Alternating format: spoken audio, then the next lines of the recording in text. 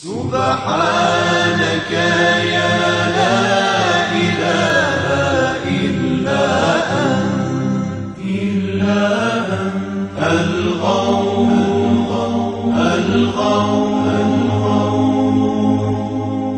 خلصنا من النار يا رب.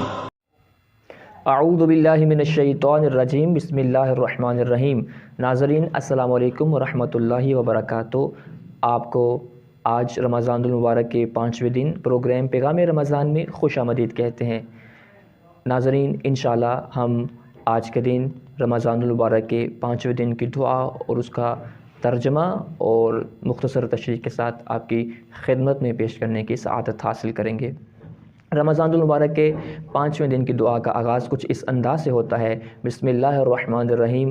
اللہم اجعلنی فیہ من المستغفرین واجعلنی فیہ من عبادک الصالحین القانتین واجعلنی فیہ من اولیائک المقربین برأفتک یا ارحم الراحمین. کتنی ہی خوبصورت دعا ہے جو لسان معصوم سے صادر ہوئی ہے. ارشاد ہو رہا ہے: اللہم اجعلنی فیہ من عبادک المستغفرین. پروردگار عالم میرا شمار اپنے استغفار کرنے والے بندوں میں قرار دے. وجعلنی فیہ من عبادک الصالحین القانتین. پروردگار عالم میرا شمار اپنے صالح اور اطاعت گزار بندوں میں قرار دے. وجعلنی فیہ من اولیائک المقربین. پروردگار عالم میرا شمار اپنے اولیاء اور مقرب ترین بندوں میں میرا شمار فرما. برأفتک یا ارحم الراحمین. اپنے لطف و کرم سے اے سب سے زیادہ رحم کرنے والے. تو اس دعا میں سب سے پہلی جو چیز پروردگار عالم سے طلب کی جا رہی ہے وہ توبہ و استغفار ہے. عزیزان محترم، چونکہ رمضان المبارک توبہ و استغفار کا مہینہ ہے، خدا کی طرف پلٹنے کا مہینہ ہے، اس سے اپنی گناہوں کی معافی مانگنے کا مہینہ ہے.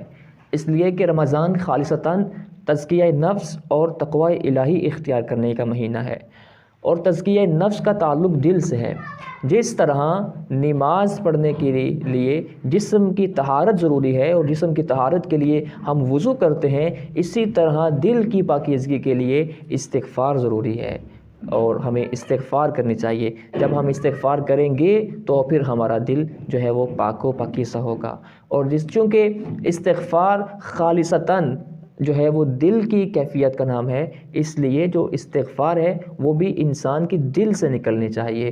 فقط لقلقہ لسانی زبان کی حد تک نہیں ہونا چاہیے استغفر اللہ، بلکہ انسان کے دل سے استغفار نکلنی چاہیے. جس طرح کہ پنجابی کا ایک مشہور قول ہے کسی بزرگ کا کہ تسبیح پھری پر دل نہ پھریا. یعنی استغفار میں تسبیح نہیں پھرنی چاہیے، زبان نہیں پھرنی چاہیے، بلکہ انسان کا دل پھرنا چاہیے. گناہوں سے پھر کے خدا کی طرف آنا چاہیے اور دنیا سے ہٹ کر آخرت کی طرف متوجہ ہونا چاہیے. لہٰذا استغفار کو پروردگار عالم نے اپنے عبد کے لیے اپنے پاس واپس بلانے کا ایک ذریعہ قرار دیا ہے، اور یہی وجہ ہے کہ پروردگار عالم نے قرآن مجید میں ارشاد فرمایا: بسم اللہ الرحمن الرحیم کہ وَمَن يَعْمَلْ سُوءًا أَوْ يَظْلِمْ نَفْسَهُ ثُمَّ يَسْتَغْفِرِ اللَّهَ يَجِدَ اللَّهَ غَفُورًا رَحِيمًا. اے میرا حبیب، جو آپ ان سے کہہ دیں کہ جو بندہ بھی کوئی اس سے گناہ سرزد ہو جائے یا وہ اپنے نفس پر ظلم کر بیٹھے تو اسے کہیں کہ وہ اللہ سے توبہ استغفار طلب کرے.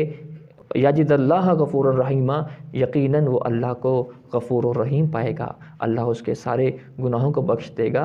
تو پھر مولا کائنات علی ابن ابی طالب علیہ السلام بھی ارشاد فرماتے ہیں کہ اکثر من الاستغفار، زیادہ سے زیادہ استغفار کیا کرو، اس لیے فَإِنَّ اللَّهَ لَمْ يُعَلِّمْكُمُ الْإِسْتِغْفَارَ إِلَّا وَهُوَ يُرِيدُ أَن يَغْفِرَ لَكُمْ. اللہ نے بندے کو استغفار سکھائی ہی اسی لیے ہے کیونکہ وہ اپنے بندوں کو معاف کرنا چاہتا ہے، اپنے بندوں کو بخشنا چاہتا ہے.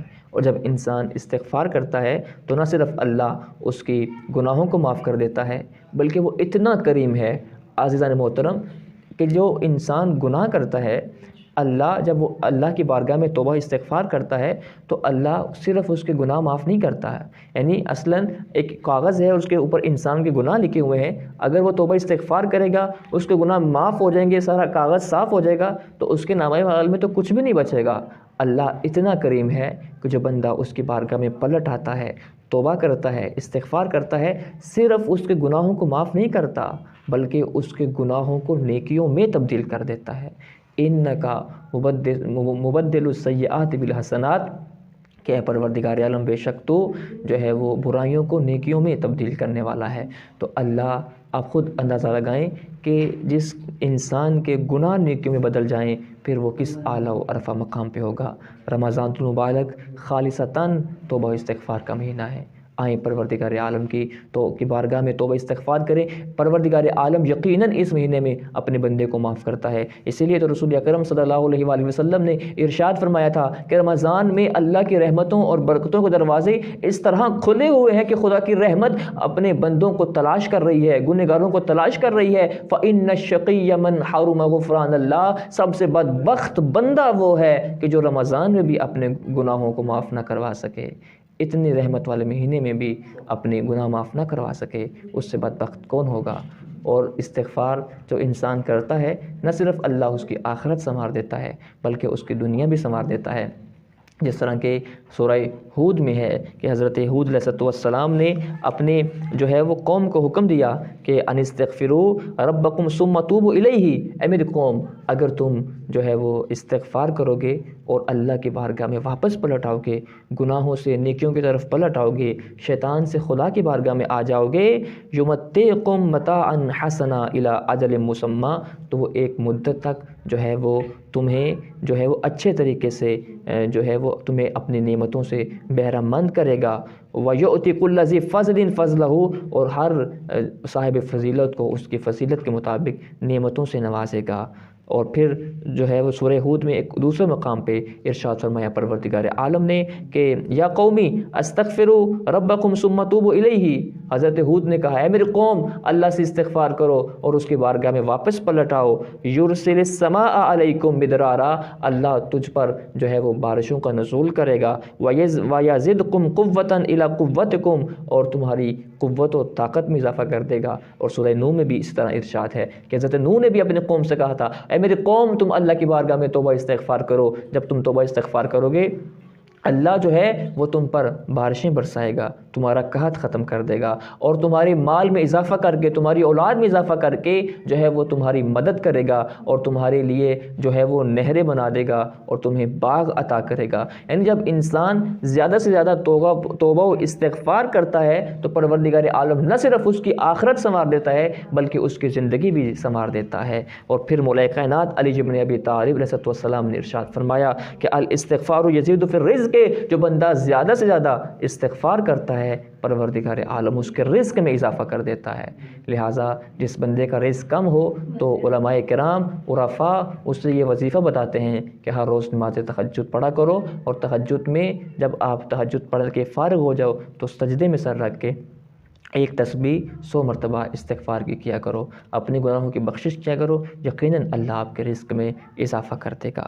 اور ایک چیز جو بندہ اپنے خالق سے مانگتا ہے 5ویں دن کی دعا میں وہ یہ ہے کہ پروردگار عالم مجھے اپنا قرب نصیب فرما، مجھے اپنے مقرب ترین بندوں میں میرا شمار فرما۔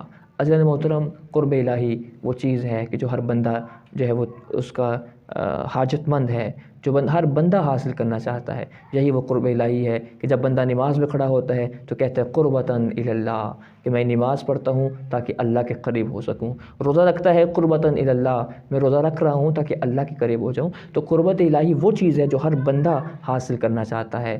لہٰذا جو اللہ کا مقرب بندہ ہوتا ہے اس کے متعلق جو ہے وہ سورہ واقعہ میں ہے کہ فَأَمَّا إِن كَانَ مِنَ الْمُقَرَّبِينَ فَرَوْحٌ وَرَيْحَانٌ وَجَنَّةُ النَّعِيمِ، کہ جو اللہ کے جو بندہ قریب ہو جاتا ہے، جو مقرب ہو جاتا ہے، اگر جب اس پر جان کنی کا عالم آتا ہے، جب اس کی روح نکلنے لگتی ہے تو اگر وہ مقربین میں سے ہے تو وہ انتہائی راحت اور آرام میں ہے اور نعمتوں والی جنت میں اسے جگہ ملے گی۔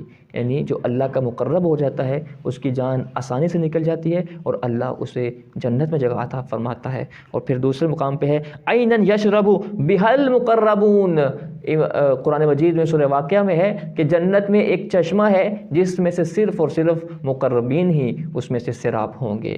اور جب مولا کائنات علی بن ابی طالب علیہ السلام سے پوچھا گیا کہ مولا ہم کس طرح مقرب بن سکتے ہیں اللہ کے، تو فرمایا کہ تقرب العبد الی اللہ سبحانہ باخلاص نیتہ، کہ انسان اپنی خالص نیت سے ہی اللہ کے قریب ہو سکتا ہے۔ تو اگر انسان ہمیں اگر اللہ کے قریب ہونا چاہتے ہیں تو ہمیں چاہیے کہ ہم اپنی نیتوں کو خالص کریں، ریاکاری نہ کریں۔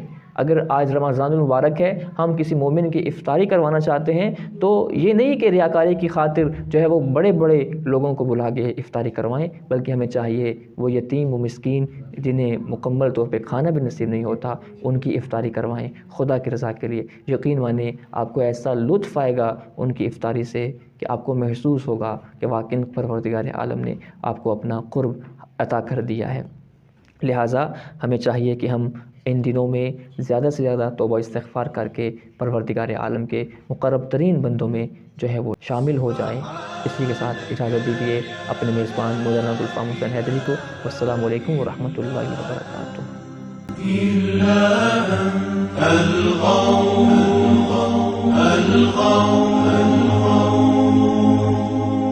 خلصنا من